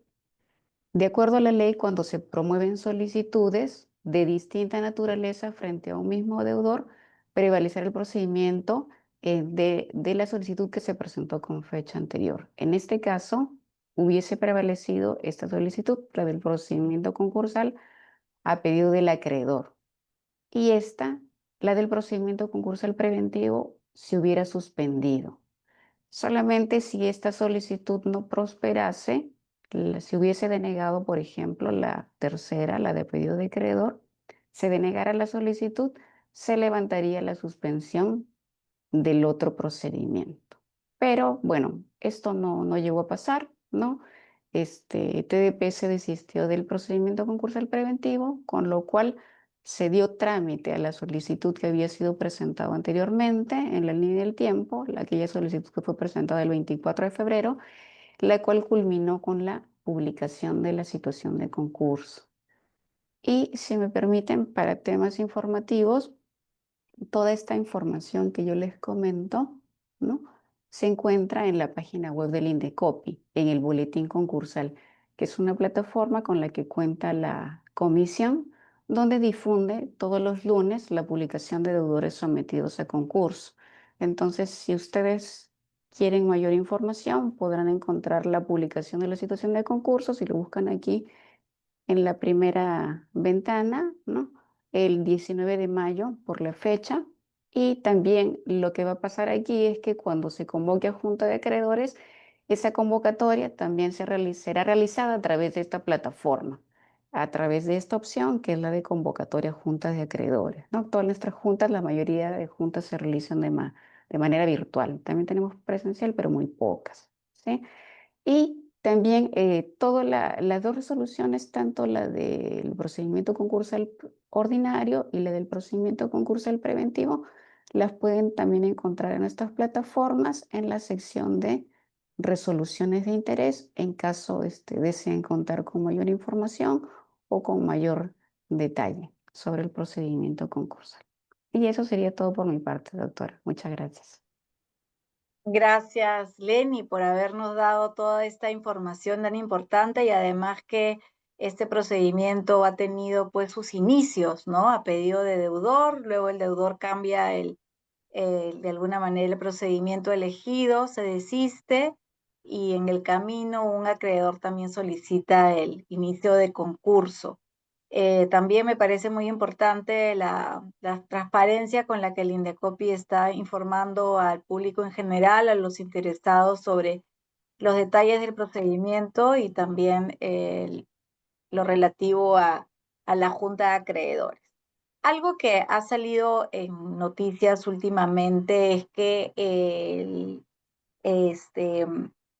se ha presentado el concurso, ¿no? Los efectos del concurso. Telefónica los presentó en Estados Unidos, ¿no? Y eso se llama el concurso transfronterizo. No sé si todavía nos acompaña Alfonso Pérez Bonani, quien él es experto también en este tema. Y también, Alfonso, ¿es posible que una empresa peruana aplique directamente a un concurso también que se realiza principalmente en Estados Unidos, ¿no? ¿Qué nos puedes comentar también de los capítulos de la ley concursal americana, el famoso Chapter 11, el Chapter 15? Alfonso, a ver, coméntanos de ello, porque Telefónica lo ha hecho, ¿no?, en Estados Unidos. Cuéntanos esto y qué efectos tendría, y si a la inversa podríamos hacer lo mismo allá. Claro. A ver, los concursos, la insolvencia transfronteriza básicamente consiste en reconocer los efectos de un procedimiento concursal principal en una jurisdicción distinta, ¿no?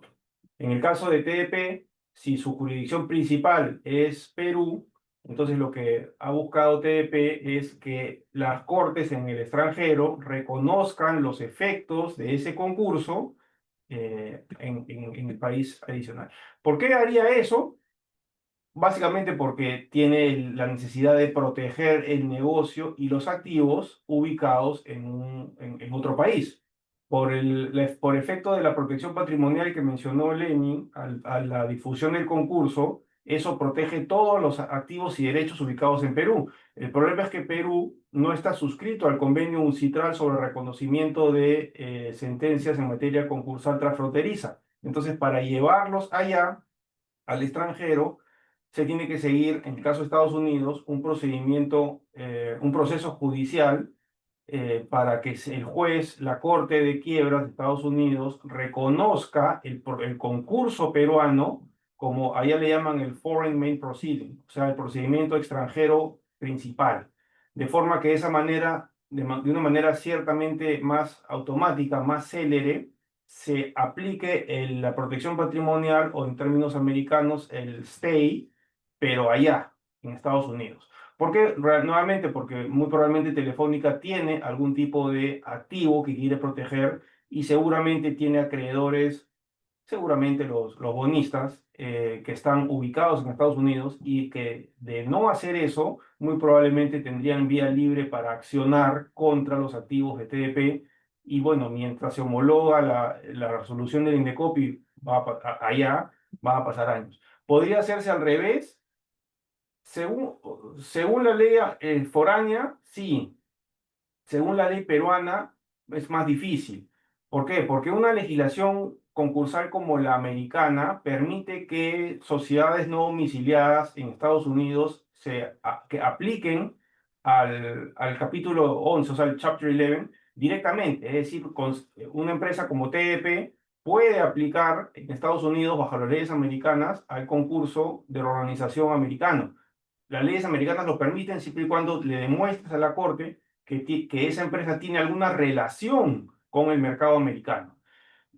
El problema es en Perú. En Perú tenemos la ley concursal que es un poquito más restrictiva y que te dice que la competencia del Indecopi aplica sin admitir pacto en contrario contra las empresas domiciliadas en Perú. Entonces, el problema sería que lleves a Telefónica un Chapter 11 allá, pero luego no lo puedas traer aquí porque eso iría en contra de una norma de orden público, que es la ley concursal. Entonces no te beneficiaría. Lo que hacen las empresas para sortear eso es concursar vía Chapter 11 a la matriz, no domiciliada en Perú, sino en otros países, y de esa manera organizar la deuda del grupo, ¿no? Pero sí tendrías un problema si lo hicieras a la inversa. Como lo ha hecho TDP, está muy bien, ¿no? ¿Y por qué se llaman Chapter 11, Chapter 15? Porque esos son los capítulos, así en la ley de quiebras americana. La ley de quiebras americana tiene los capítulos del 1 al 15, y el capítulo 11 es el capítulo que se refiere a las organizaciones empresariales, por eso le llaman el Chapter 11, que es organización.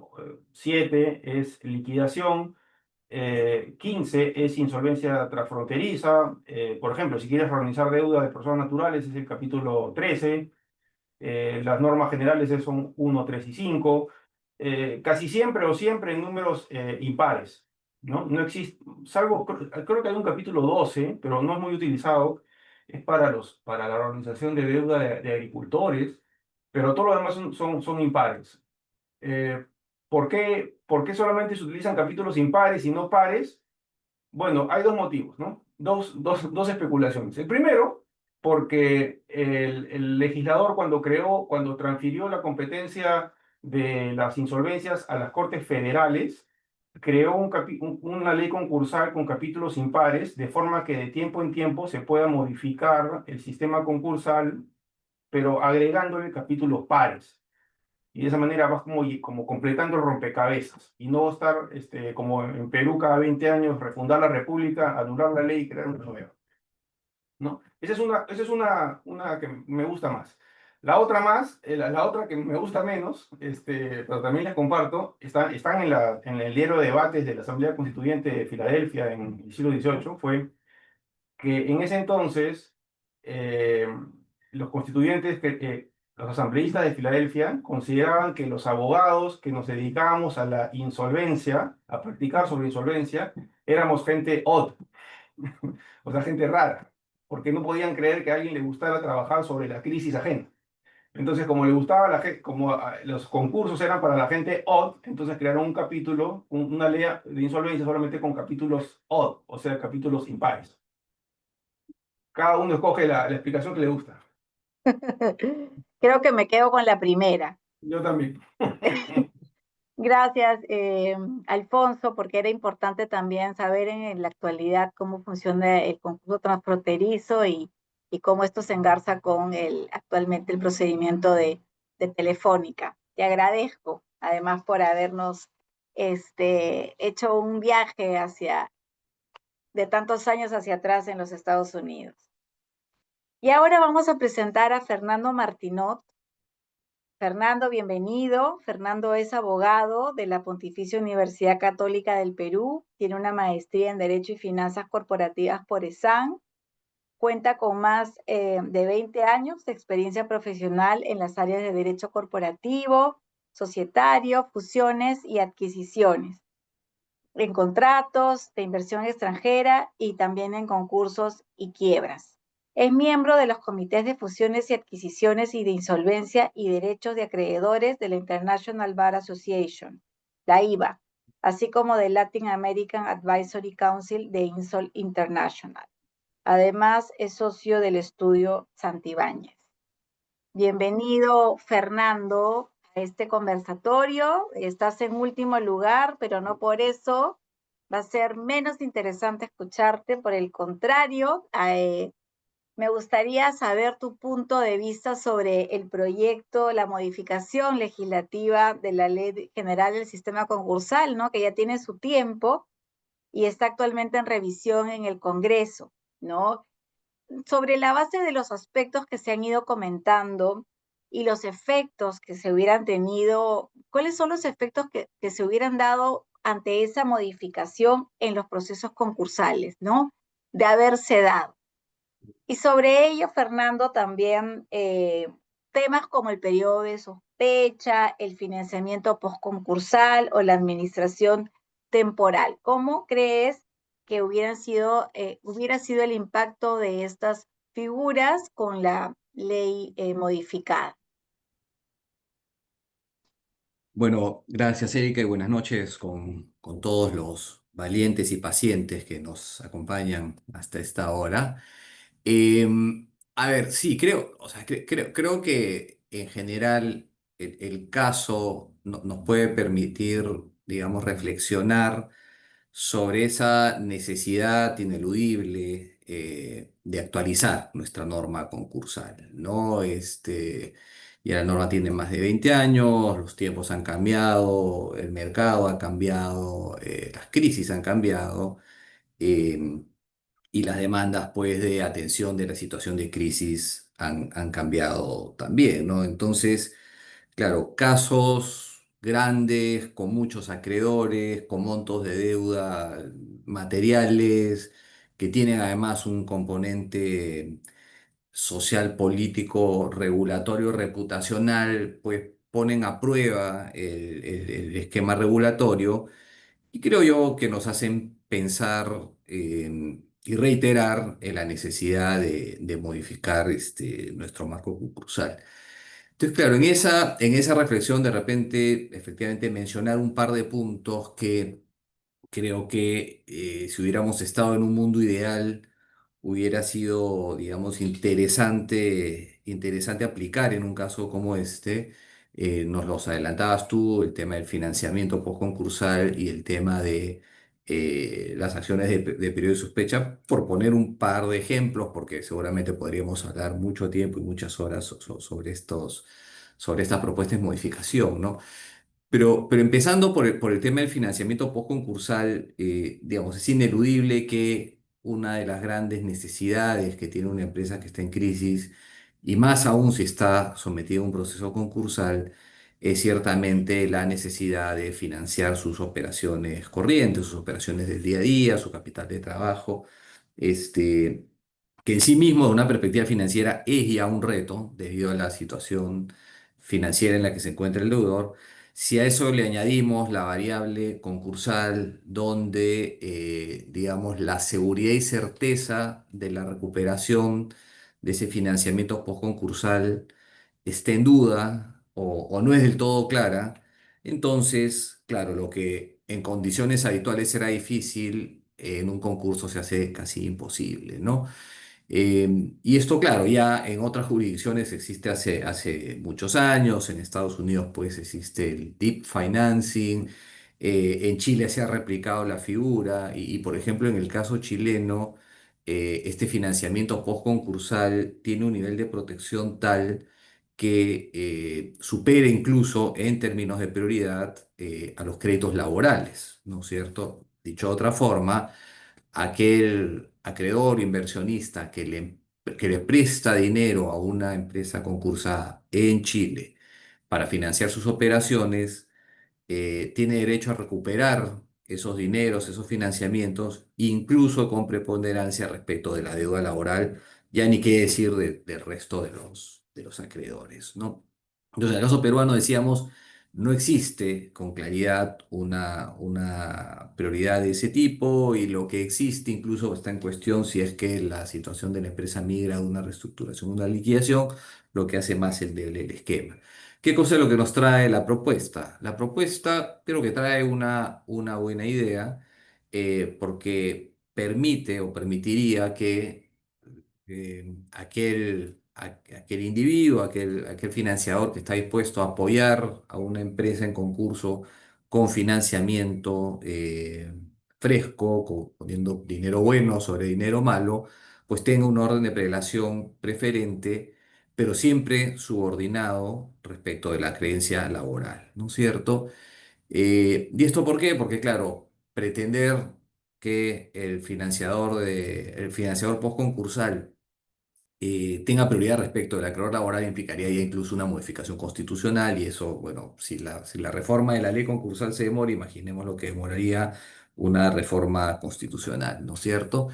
Evidentemente hay ciertos requisitos que hay que cumplir. El dinero pues no puede ser utilizado para pagar deuda concursal, el dinero tiene que ser utilizado para este financiamiento de lo que se ha denominado pues operaciones propias del giro ordinario.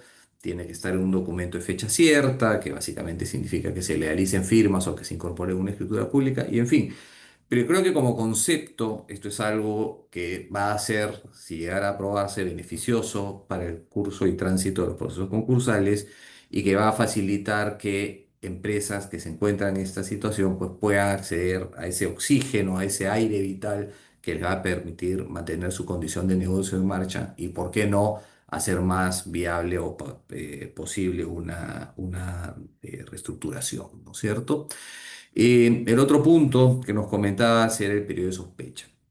El periodo de sospecha también existe hoy en día, digamos, la regulación tiene sus limitaciones, pero no es menos cierto que hay una gran barrera para que funcione el periodo de sospecha. ¿Cuál es la gran barrera? La gran barrera es que, como está redactada la norma, si yo, digamos, soy acreedor de un deudor concursado y inicio una acción de ineficacia para recuperar un activo para la masa concursal, recupero el activo para todos, ¿no es cierto?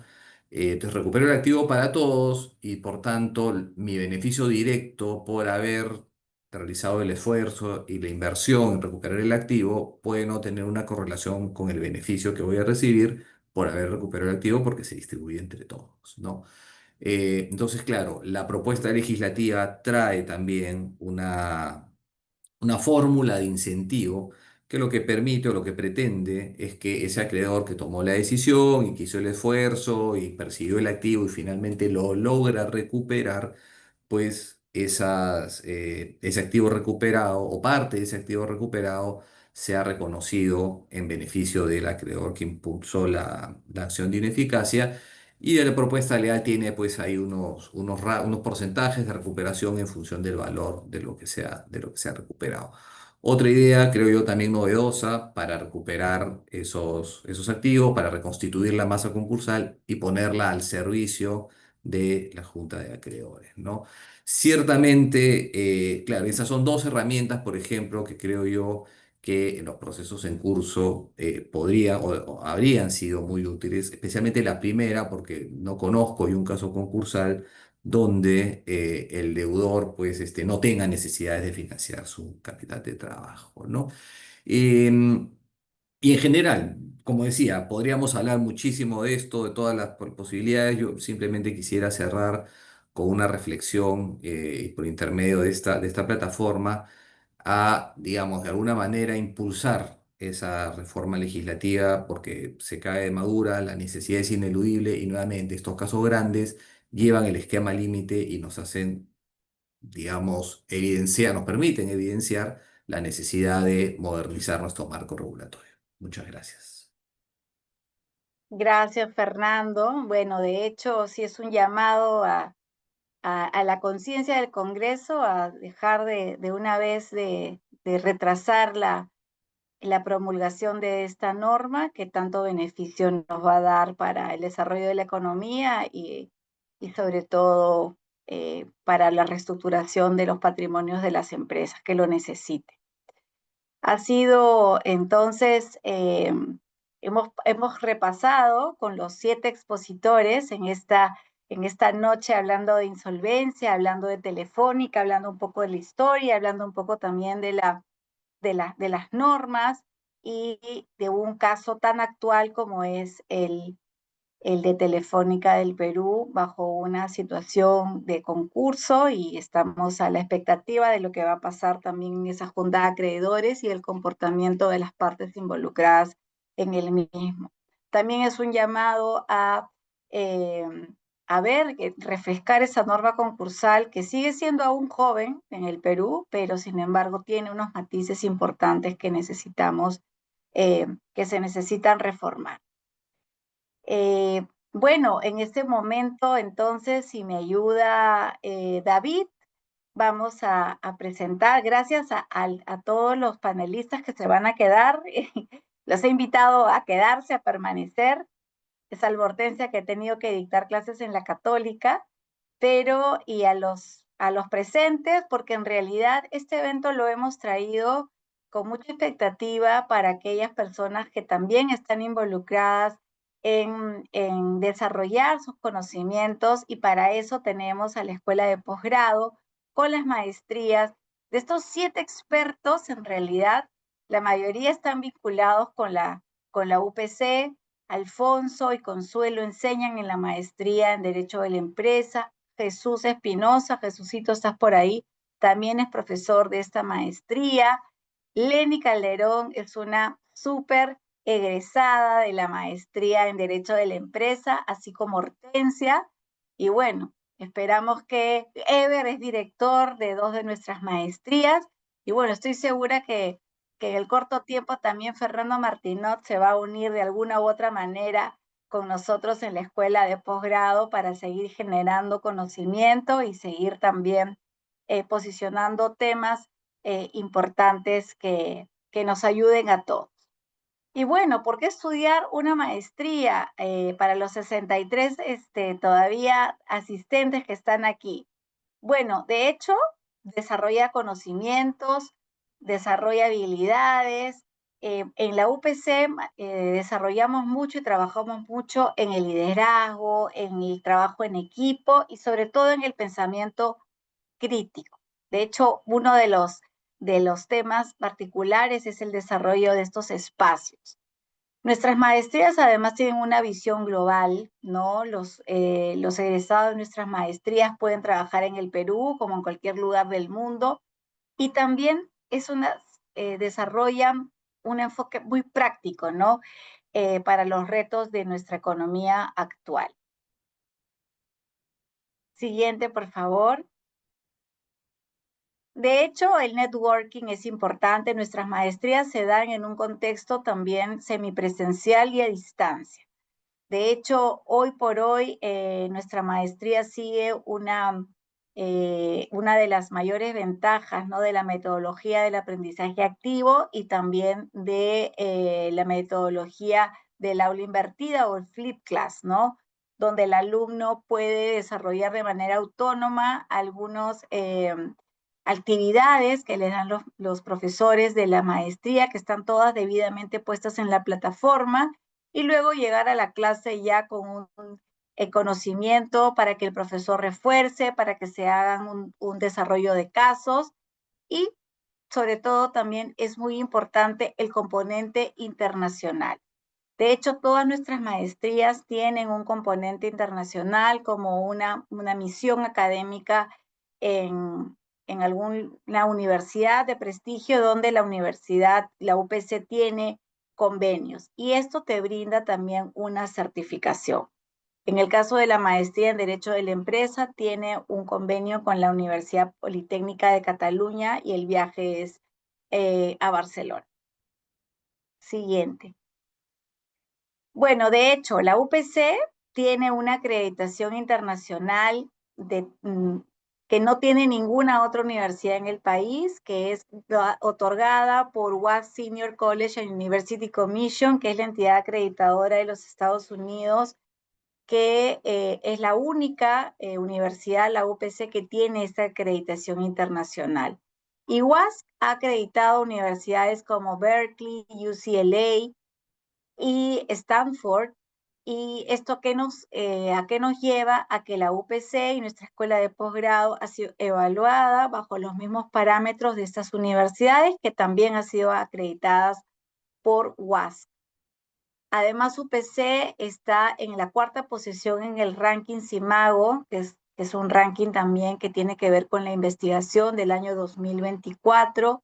Tenemos más de 10.000 egresados en las maestrías en Derecho y además contamos con aliados, como ya les mencioné, la Universidad Politécnica de Cataluña es con la que viajan los alumnos en la maestría en Derecho de la Empresa. Tenemos con el TEC de Monterrey y también con la Universidad Europea. Bueno, 8 de cada 10 egresados de la Escuela de Posgrado de la UPC consiguieron ascensos, mejoras profesionales y no solamente nacionales, también internacionales. Eso no lo dice la UPC, lo dice Ipsos Perú en el estudio de empleabilidad de posgrado del año 2024. Y para hablarles rápidamente de la maestría en Derecho de la Empresa, bueno, la estoy dirigiendo yo. Estoy trabajando muchos años en la UPC y les voy a presentar la malla. Bueno, antes de presentar la malla, lo que hacemos es generar o potenciar abogados con capacidad de análisis, que puedan integrar la perspectiva del negocio, que puedan desarrollarse en equipos multidisciplinarios en las empresas para desarrollo de una toma de decisiones eficiente. Definitivamente para la UPC y además la competencia de esta maestría es la toma de decisiones legal. Lo que buscamos es que los abogados que estudian esta maestría desarrollen propuestas y estructuras legales innovadoras para que puedan asesorar o liderar una negociación también de manera eficaz. Miren qué bien le ha ido a Hortensia Rosas estudiando esta maestría, a Lenny Calderón y es más, dictada por los profesores que hoy nos acompañan en este conversatorio.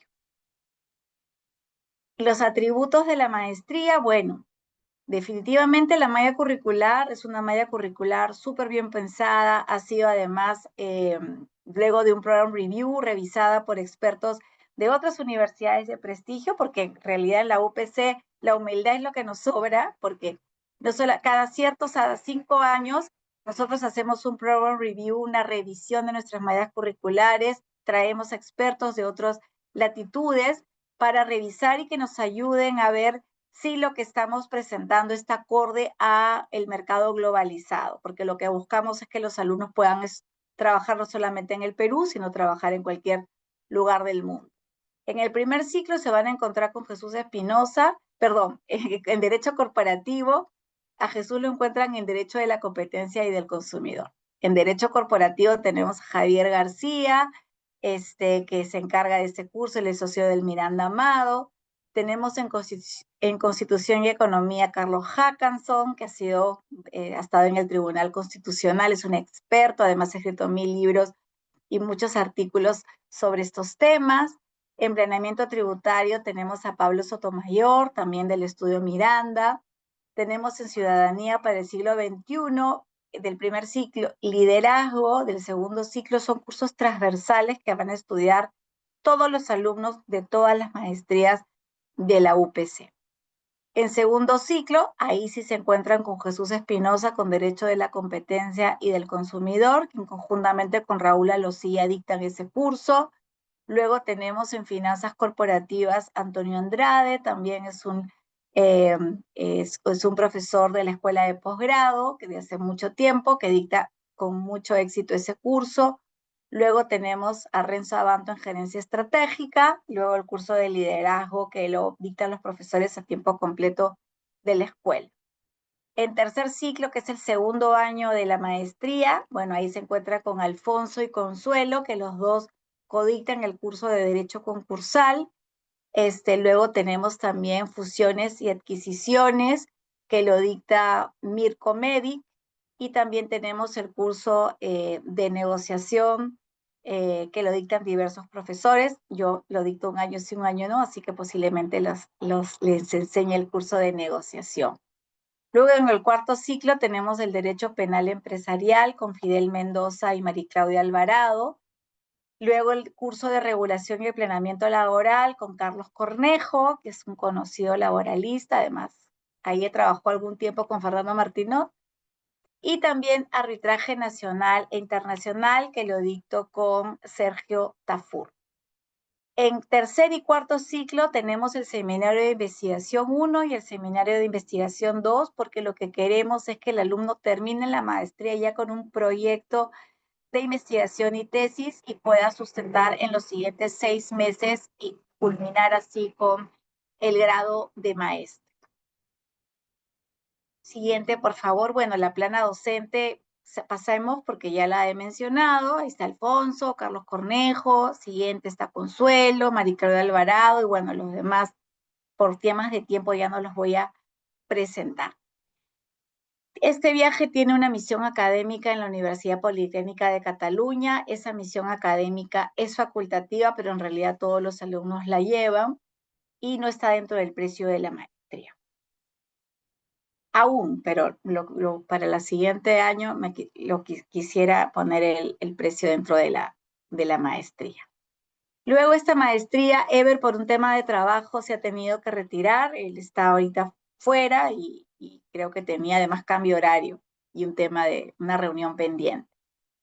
Está la maestría en Derecho de la Competencia a cargo de Ever, quien ha sido ni más ni nada menos el presidente del Indecopi. Él es abogado con maestría en regulación, también de la UPC, es otro upecino, y además también ha estudiado en la Universidad George Washington, ha estado en tribunales de los CIPTEL, actualmente está pendiente de terminar un doctorado. Siguiente. Bueno, de hecho, las maestrías tienen un componente de visión global, de liderazgo gerencial, de toma de decisiones asertivas. Lo que busca aquí es generar abogados que puedan desarrollarse como litigantes, como resolutor de conflictos y también desarrollar y ser hábiles en todos los aspectos del derecho de la competencia, de la protección al consumidor y de la propiedad intelectual que genera tanto desarrollo económico en el país. Bueno, la malla curricular, siguiente por favor, pues tenemos ahí los cursos, yo creo que pueden también luego si tienen interés en esta maestría profundizar en la página web o con nuestros asesores, pero es una super malla curricular que también ha sido modificada el año pasado y potenciada. Siguiente, por favor. Y también incluye un certificado en Derecho de la Competencia, el Consumo y la Propiedad Intelectual otorgado por la Universidad Andrés Bello de Chile. Y el grado es de maestro, ¿no? Igual. La maestría en regulación, para pasar de frente a la malla curricular, por favor, Eduardo.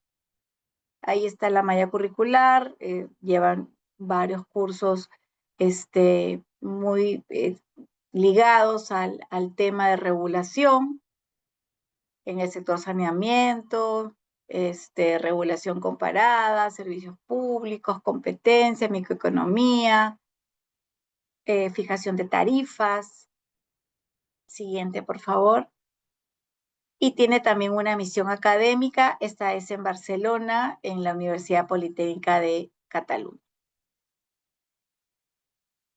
Respecto al proceso de admisión, aquí voy a dejar el pase al equipo de la Escuela de Posgrado para que nos pueda compartir este tema, esta parte específica. Adelante, por favor, el equipo de posgrado.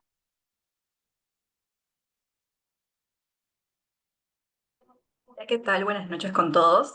Bueno, para ser breve, respecto al proceso de admisión, en realidad se desglosa en 3 pasos o fases. Es indispensable contar con el grado de bachiller y en el caso de que no, pero tengas interés en algún programa relacionado a Derecho y Regulación, te podemos invitar a algún programa especializado o algún curso también. Respecto a las maestrías, también es importante contar con una experiencia mínimo de 1 año. Esto se va a validar durante la entrevista. Luego, por consiguiente, tenemos toda la recopilación de documentación y finalmente está la fase de la entrevista y las evaluaciones correspondientes. Siguiente, por favor. Ya respecto al pago y financiamiento de las maestrías, bueno, respecto al fraccionamiento, contamos con un fraccionamiento por la cantidad de la duración de la maestría. Esto se realiza previamente con un pago de una cuota inicial del 20% como mínimo. Está sujeto a evaluación del perfil. También tenemos otras opciones de financiamiento con bancas aliadas y también, como se puede observar, tenemos cuotas sin intereses con tarjetas de Diners o BVA. Los inicios, bueno, contamos con derecho de empresa en el 11 de agosto. Acá hay una información breve sobre la frecuencia de clases, que es lunes y miércoles de 7:30 a 10 de la noche.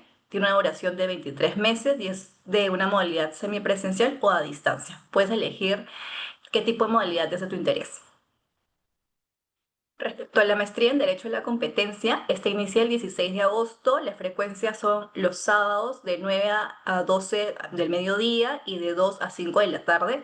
También cuenta con una duración de 23 meses y también puedes elegir la modalidad de tu interés. Y por último está la regulación, que también es la quincena de agosto. En este caso las frecuencias de viernes de 7:30 a 10:30 de la noche y los sábados de 2 a 5. Misma duración y mismas modalidades, ¿no? Para elegir. Y bueno, en este caso ya culminamos con toda la parte del proceso de admisión. Gracias, Romina. Gracias por estar aquí.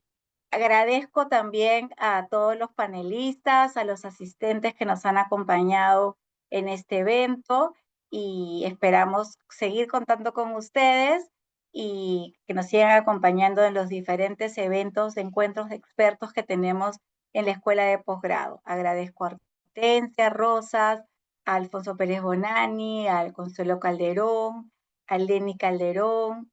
Agradezco también a Fernando Martinot, a Ebert y a Jesús Espinosa por compartir sus conocimientos y siempre estar dispuestos a asistir a estos eventos y ser parte también del movimiento que tiene la UPC con los temas de coyuntura y compartir también las posibilidades de estudiar en nuestras maestrías. Así que buenas noches con todos, nos vemos pronto y muchas gracias. Buenas noches, muchas gracias. Buenas noches, muchas Buenas gracias. noches. Buenas noches. Buenas noches, gracias.